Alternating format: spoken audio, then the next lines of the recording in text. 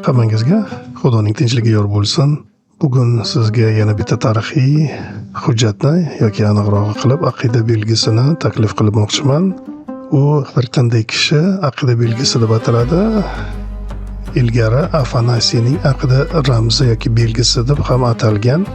Hozirgi kunga kelganda ko'pchilik olimlarning aytishi bo'yicha bu Afanasiy o'zi yozmagan, balki uning ta'limotiga asoslangan holda keyinchalik u hayot bo'lgandan keyin yoki hayotini tugatgandan keyin taxminan 100 yillardan keyin, ya'ni 5-asrlarda yozilgan aqida belgisi bo'lsa kerak deyshadi. Keling, hozir sizga shuni o'qib beraman. Ko'pchilik mazhiy birodar opalarimizga uchburlikda biz nimaga ishonishimizni ko'proq tushunishlariga shu hujjat yordam beradi deb o'ylayman. Har qanday kishi baxtiyor bo'lishni istasa, avvalo umum masihiy e'tiqodga rioya qilishi kerak. Kimki shu iymonni o'zgartirilmagan va soxtalashtirilmagan holda saqlamasa, shubhasiz abadiy adashgan, ya'ni do'zaxiy bo'lib qoladi.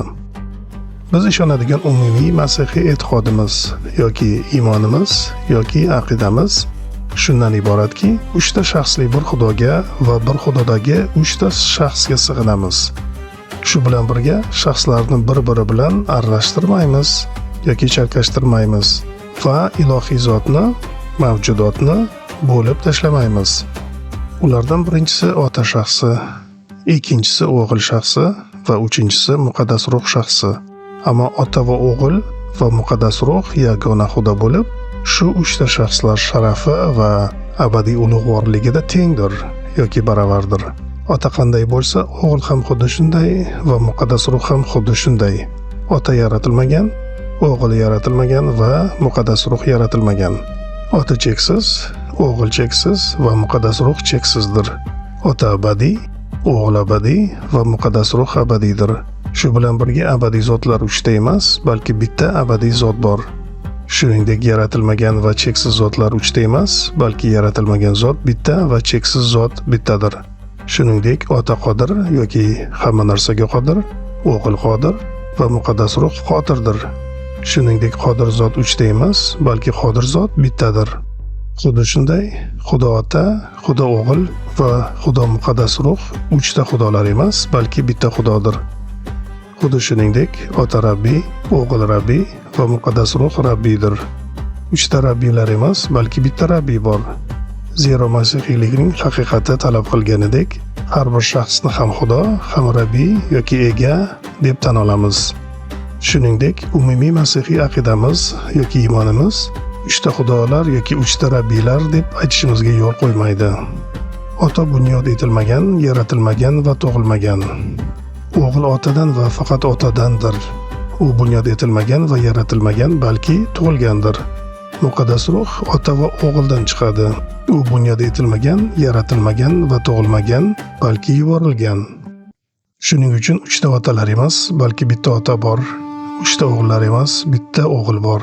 3 ta muqaddas ruhlar emas, bitta muqaddas ruh bordir. Va shu 3 ta shaxslardan hech biri birinchisi emas, hech biri oxirgisi emas, hech biri kichigi emas, hech biri kattasi emas. Lekin 3 ta shaxslarning barchasi birday, farq qilmaydigan holda abadiydir va birday buyukdir. Natijada bularning barchasida qayd etilganidek, barcha 3 ta shaxslarga yagona xudo sifatida va bitta xudodagi barcha 3 ta shaxslarga sig'inishimiz kerak bo'ladi. Shunday qilib, kimki baxtiyor bo'lishni istasa, Xudoning 3 ta shaxsini anglashi yoki shu haqda fikrlashi va tushunishi kerak. Ammo abadiy baxtiyorlikka erishish uchun Rabbimiz Yeshua Masihning inson vujudida kelganiga yoki insoniy tanada bo'lganiga qat'iy ishonish kerak.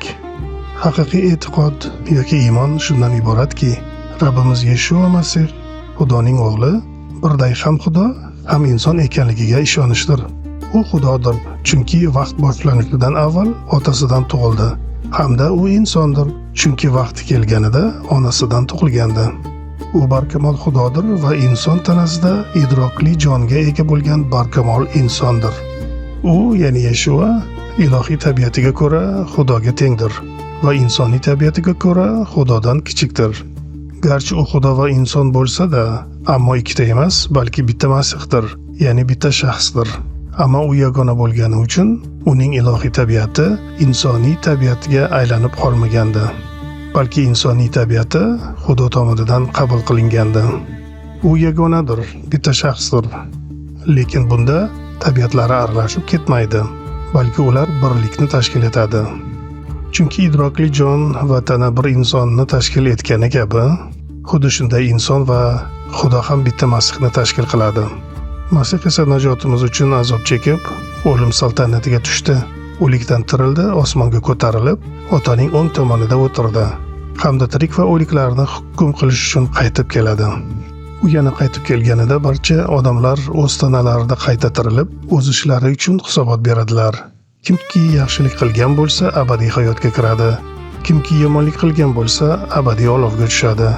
Mana shu bizning umumiy masihiy e'tiqodimizdir yoki aqidamizdir. Kimki bunga sidqidildan va qat'iy ishonmasa, baxtiyor bo'la olmaydi. Shu yerda videoni tugataman. Hech qanday tushuntirishlarsiz shu aqida belgisini o'qib chiqdim. Menimcha sizga hamma narsa tushunarli bo'ldi deb o'ylayman. Agar tushunarli bo'lmasa, savolingiz bo'lsa bemalol izohda savolingizni yozib qo'ysangiz bo'ladi. Hamda obuna bo'lmaganlar obuna bo'ling. Agar video yoqmasa like bosishni unutmang. Hamda bemalol ijtimoiy tarmoqlar orqali o'rtoqlaringiz bilan bemalol bo'lishingiz mumkin, o'rtoqlashishingiz mumkin. Endi esa siz bilan xayrlashib qolaman. Xayr, Xudoning inoyati va tinchligi sizga yor bo'lsin.